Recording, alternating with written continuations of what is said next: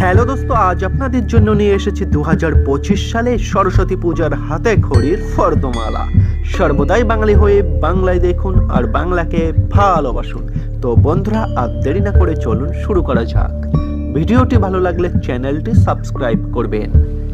সরস্বতী পূজার হাতে খড়ির ফর্দমালা, বিষ্ণু পূজার ধুতি একটি, লক্ষ্মী ও সরস্বতী পূজার শাড়ি দুটি ও বালকের বা বালিকার পরিধেয় বস্ত্র একটি, মধুপর্কের বাটি তিনটি, আসন তিনটি, রূপার অঙ্গরীয়ক তিনটি, দধি, মধু, তিল, হরিতকি, ফলমূলাদি, সিন্দুর, ধূপ, দীপ, নৈবেদ্য তিনটি, কুচা নৈবেদ্য একটি ও ফল, স্লেট, রামখড়ি একটি, বর্ণমালা পুস্তক একটি, তুলসী, বিল্লপত্র, দুব্বা, পুষ্পাদি ও দক্ষিণা। সমাপ্ত।